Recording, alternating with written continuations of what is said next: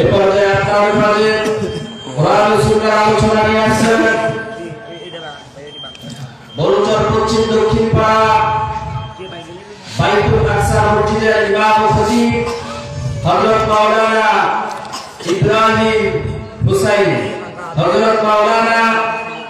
ইব্রাহিম হুসাইন সাহেব হুজুরকে হুজুরের মূল্যবান তাকরীর পেশ করার জন্য সবিনয় অনুরোধ করছি।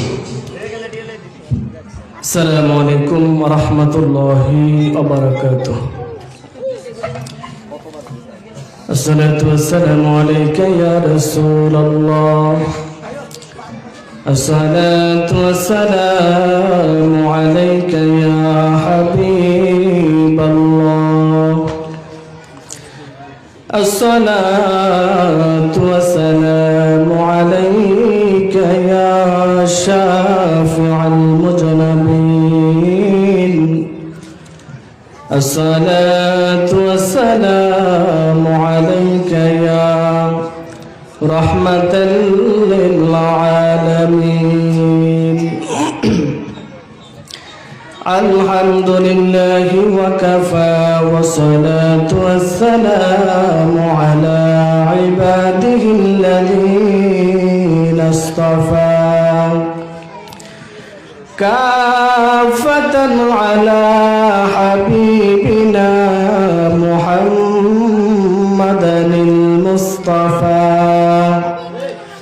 সাল্লাল্লাহু তাআলা আলাইহি ওয়া আলা আলিহি ওয়া আসহাবিহি আজমাইন। الذي أرسله بالحق بشيرا ونذيرا وداعيا إلى الله بإذنه وسراجا منيرا.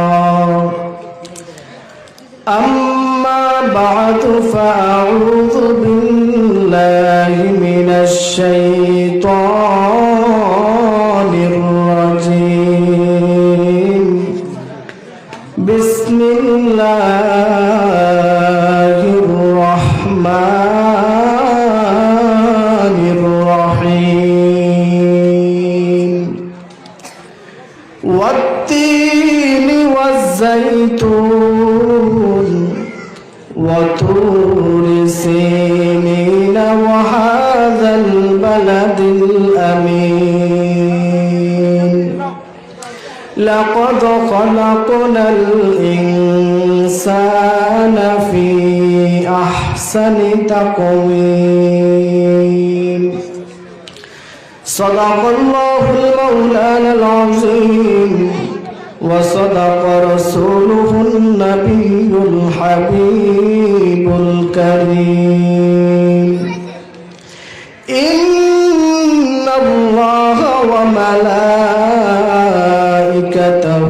يصلون على النبي يا أيها الذين آمنوا صلوا عليه وسلموا تسليما.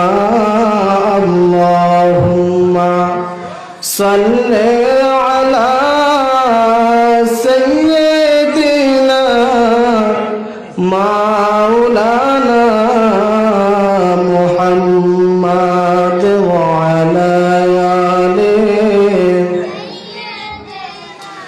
مولانا محمد. اللهم صل على سيدنا مولانا محمد وعلى آله سيدنا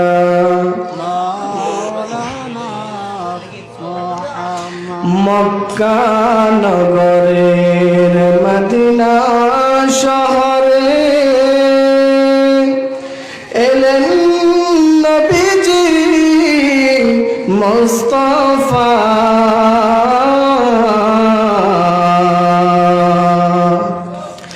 ইসলাম প্রচার করে নবীজি শুয়ে আছেন মদিনায়। আল্লাহুম্মা সাল্লি আলা সাইয়্যিদিনা মাওলানা মুহাম্মদ ওয়া আলা আলি সাইয়্যিদিনা।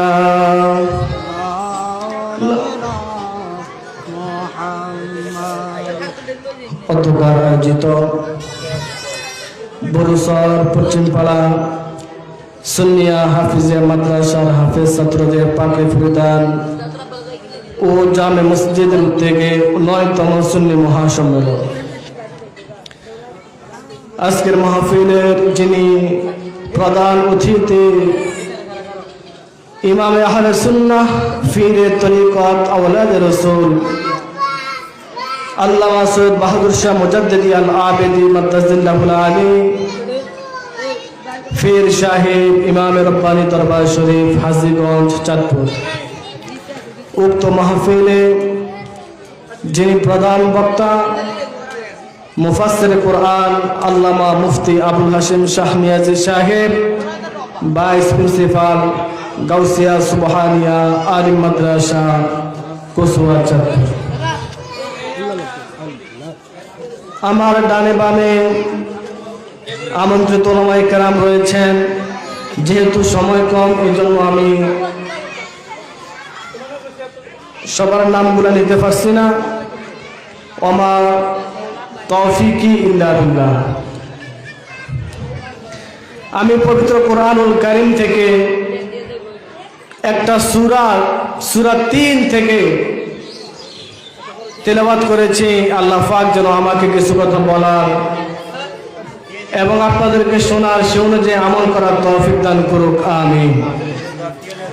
আল্লাহ পাক রব্বুল আলামিন পবিত্র কোরআনুল কারীমের মধ্যে বলেন ওয়াত্তিন, আল্লাহ বলেন আমি আল্লাহ ৩-এর কসম করেছি। এটা একটা জান্নাতি ফল। এই জান্নাতি ফল, এইটা ৩ ফল। এই ৩ ফলের কসম আল্লাহ পাক রব্বুল আলামিন করেছেন। বিজ্ঞান গবেষণা করলাম, পবিত্র কোরআনুল কারীমের মধ্যে আল্লাহ পাক রব্বুল আলামিন এই সূরা ৩-এর কসম কেন করেছেন? এটা সূরা ৩-এর মধ্যে কি রয়েছে? সায়েন্স বিজ্ঞানী তেনারা একটা বিজ্ঞান তৈরি করেছেন, একটা রিসার্চ করেছেন, যেটার নাম দিয়েছেন ডস থেরাপি। যে ডস থেরাপি হলো আল্লাহ পাক রব্বুল আলামিনের পক্ষ থেকে যেই ফলগুলা আল্লাহ বান্দাদের জন্য নিয়ামত হিসেবে দিয়েছেন, এই ফলগুলা বান্দার শরীরের মানব দেহের যেই ফলটা যেই অঙ্গের সাথে মিল রয়েছে, ওই ফলটা বান্দা যখন খাবে শরীরের ওই রোগের অঙ্গ প্রত্যঙ্গের রোগ প্রতিরোধের ব্যবস্থা আছে। যেরকম সুবহানাল্লাহ। অর্থাৎ আল্লাহ পাক রব্বুল আলামিনের পক্ষ থেকে যে ফল আমাদের জন্য আল্লাহ দিয়েছেন, এই ফলগুলা মানব দেহের সাথে শরীরের যেই অঙ্গের সাথে যেই ফলটার মিল থাকবে, ওই ফলটা যখন কোনো বান্দা খাবে, ওই ফলের দ্বারা বান্দার শরীরের ওই অংশের রোগ প্রতিরোধের ব্যবস্থা আছে। যারা বলুন সুবহানাল্লাহ। বিজ্ঞান গবেষণা করে এই সূরা ৩-এর মধ্যে যে সূরা ৩ ফলটা কেমন, সূরা ৩ ফলটা কেমন, যে বান্দার গিফটের ভিতরে যেমন ঠিক তেমনি ভাবে সূরা ৩-এর মধ্যে সূরা ৩ ফলের ভিতরে তেমন। বিজ্ঞান বলে কোন মানুষ যদি সুস্থ থাকতে চায়, যদি সে ৩ ফল খায়, তাহলে সে মৃত্যুর আগ পর্যন্ত তার শরীর ঠিক থাকবে, ভালো থাকবে। বলুন সুবহানাল্লাহ। শরীরের 5টা অর্গান রয়েছে। এই 5টা অর্গান যদি কোনো মানুষের ঠিক থাকে, সে মৃত্যুর আগ পর্যন্ত সে তার স্ত্রীর সাথে ঘর সংসার করে যেতে পারবে। সুবহানাল্লাহ। এক নম্বর হচ্ছে ব্রেন, 2 নম্বর হচ্ছে হার্ট, 3 নম্বর হচ্ছে লেস, 4 নম্বর হচ্ছে কিডনি, 5 নম্বর হচ্ছে লিভার। এই 5টা অঙ্গ কোন মানুষের যদি ঠিক থাকে সে একজন পরিপূর্ণ সুস্থ মানুষ। জোরে বলুন সুবহানাল্লাহ। বিজ্ঞান গবেষণা করলাম এই সূরা 3 ফলের মধ্যে যেমন আকৃতি রয়েছে, একজন মানুষের কিডনির ভিতরে যেমন রয়েছে সূরা 3 মধ্যে তেমন রয়েছে। অর্থাৎ কোন ব্যক্তি যদি এই 3 ফল খায় তাহলে তার কিডনি ভালো থাকবে। আর একজন মানুষের যখন কিডনি ভালো থাকে তখন সে একজন সুস্থ মানুষ হয়ে যায়। সুবহানাল্লাহ। বিস্তারিত আলোচনা, সময় সংকীর্ণের জন্য বিস্তারিত বলতে পারবো না, আমি সংক্ষেপে যতটুকু পারি বলার চেষ্টা করবো ইনশাআল্লাহ। তারপর আল্লাহ পাক রব্বুল আলামিন বলেন আয-যাইতুন, জৈতুনের কসম আল্লাহ করেছেন। জৈতুনের কসম আল্লাহ কেমন করে করেছেন? বিজ্ঞান এই জৈতুনের ফলের এটা রিসার্চ করে বিজ্ঞান দেখতে পেল একজন নারী যেই জায়গার মধ্যে তার সন্তান থাকে, সন্তান যে জায়গার মধ্যে থাকে, যে জরায়ুর ভিতরে থাকে, এই জৈতুন ফলটা হলো নারীদের ওই যে জরায়ুর মতো। সুবহানাল্লাহ বলেন না? জরায়ুটা যেমন এই জৈতুন ফলটাও কি তেমন। বিজ্ঞান বলে কোন মানুষ যখন জৈতুন ফল খাবে, জৈতুন ফল যখন ভক্ষণ করবে, তাহলে ওই নারী, ওই মা তার গর্ভের মধ্যে যেই বাচ্চা ধারণ করবে ওই বাচ্চাটা ভালো থাকবে, সুস্থ থাকবে। যেরকম সুবহানাল্লাহ। কারণ ওই যে বিজ্ঞান, সায়েন্স বিজ্ঞানী একটা বিজ্ঞান শিক্ষা বিজ্ঞান আবিষ্কার করেছেন, যেটার নাম হচ্ছে ডস থেরাপি। আমি কিছুক্ষণ পূর্বে বলেছিলাম যে মানব দেহের যেই অঙ্গের সাথে যেই ফলের সাথে মিল থাকবে ওই ফল খেলে বান্দার ওই রোগের, শরীরের ওই রোগের প্রতিরোধের ব্যবস্থা আছে। সুবহানাল্লাহ। তারপর আল্লাহ পাক রব্বুল আলামিন বলেন ওয়াতুরি সিনিনা, সিনাই পর্বতের কসম আল্লাহ পাক রব্বুল আলামিন করেছেন। কেন করেছেন? এই পাহাড়ের মধ্যে আল্লাহর নবী মুসা কালিমুল্লাহ জুতা খুলে পাহাড়ের মধ্যে উঠে ওই পাহাড়ের মধ্যে যখন তিনি সেজদার মধ্যে পড়ে যাইতেন আর আল্লাহর সাথে কথা বলতেন, একভাবে কথা বলতে বলতে বলতে বলতে সে হঠাৎ করে এমন হয়ে গেল, সে আল্লাহকে বলল, আল্লাহ তুমি আমাকে দিদার দাও। আমাকে কি দাও? রব্বি আরনি, আল্লাহ আমি তোমাকে দেখতে চাই। আল্লাহ বলেন লান তারনি, ও মুসা তুমি আমাকে দেখতে পারবে না। কয় না দেখবো। যতবার বলছি তুমি আমাকে দেখতে পারবে না, ততবার বলছি কি না আমি তো দেখবো। শেষ পর্যন্ত আল্লাহ পাক রব্বুল আলামিন বলেন তুমি একটা বাউন্ডারি তৈরি করো, এই বাউন্ডারির ভিতরে কোনো পশু পাখি গাছপালা তরুলতা কিছু থাকতে পারবে না। একটা বাউন্ডারি করো, আমি আল্লাহ পাক নূরের তাজাল্লি দিব। তখন আল্লাহ পাক রব্বুল আলামিন মুসা নবীকে যখন আদেশ দিলেন, মুসা নবী একটা বাউন্ডারি তৈরি করলেন। বাউন্ডারি তৈরি করে এবার বলেন মুসা তুমি রেডি তো? বলে হ্যাঁ রেডি। তখন মুসা কালিমুল্লাহ আলাইহিস সালাতু ওয়াস সালামকে আল্লাহ পাক রব্বুল আলামিন একটু এক যারা পরিমাণকে 1000 ভাগ করলে যতটুকু হবে এর চাইতে আরো কম ভাবে আল্লাহ পাক একটু নূরের তাজাল্লি মাত্র দিয়েছে। এটা দেওয়ার সাথে সাথে এই এরিয়ার ভিতরে যতগুলা গাছ ছিল সব জ্বলে ছাই হয়ে গেছে, মাটি ছিল ছাই হয়ে গেছে, পাহাড় ছিল সবটি ছাই হয়ে গেল। ওই পাহাড়ের মধ্যে আল্লাহ পাকের নূরের তাজাল্লি পড়ার কারণে ওই পাহাড়টা বড় দামি হয়ে গেছে। এই জন্য কোরআনুল কারীমের মধ্যে আল্লাহ পাক রব্বুল আলামিন বলেন ওয়াতুরি সিনিনা, আমি আল্লাহ সিনাই পর্বতের কসম করেছি। সুবহানাল্লাহ। তারপর আল্লাহ পাক রব্বুল আলামিন বলেন ওয়াহাদাল বালাদিল আমিন, আমি আল্লাহ এই মক্কা নগরীর কসম আমি আল্লাহ করেছি।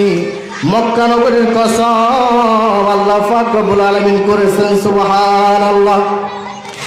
আল্লাহকে যদি বলি আল্লাহ তুমি মক্কা নগরীর কসম তুমি কেন করেছ? আল্লাহ পাক রব্বুল আলামিন বলেন, বান্দা কুরআনুল কারীমের সূরা বালাদ খুলে দেখো, আমি আল্লাহ এই মক্কা নগরীর কসম আমি কেন করেছি। সুবহানাল্লাহ। আল্লাহ বলেন কি, ওয়াহাদাল বালাদিল আমিন, এই মক্কা নগরীর কসম আল্লাহ করেছেন। কেন করেছেন? সূরা বালাদের মধ্যে আল্লাহ বলেন, লা উকসিমু বিহাযাল বালাদ, আমি আল্লাহ এই মক্কা নগরীর কসম আমি আল্লাহ করেছি। এখানে একটা শব্দ আছে লা, এটা আরবি গামারের কায়দা অনুযায়ী বলা হয় লামে কসমিয়া। সুবহানাল্লাহ বলেন। লামে কসমিয়া, এটা কসম খাওয়ার জন্য আল্লাহ ব্যবহার করেছেন, যে লা উকসিমু বিহাযাল বালাদ, আমি আল্লাহ এই মক্কা নগরীর কসম করেছি। আল্লাহ তুমি মক্কা নগরীর কসম কেন করেছ? এখানে খানায় কাবা, সেই জন্য আল্লাহ বলেন না। এখানে হাজরে আসওয়াদ পাথর রয়েছে, সেই জন্য আল্লাহ বলেন না। এই জায়গার মধ্যে মিনা মুজদালিফা, সেই জন্য আল্লাহ বলেন না। এখানে মাকাম ইব্রাহিম আছে, সেই জন্য আল্লাহ বলেন না। এই জায়গার মধ্যে আরাফার ময়দান রয়েছে, এই জন্য আল্লাহ বলেন না। ও আল্লাহ, খানায় কাবা রয়েছে, এটার জন্য মক্কা নগরের কসম আপনি করেন নাই। এখানে হাজরে আসওয়াদ পাথর রয়েছে, জন্য আল্লাহ আপনি মক্কা নগরের কসম করেন না। এখানে মিনা আছে, মুজদালিফা আছে, জন্য আপনি মক্কা নগরের কসম করেন না। এখানে মাকাম ইব্রাহিম রয়েছে, জন্য আপনি মক্কা নগরের কসম করেন না। এই জায়গার মধ্যে আরাফার ময়দান রয়েছে, জন্য আপনি মক্কা নগরের কসম করেন না।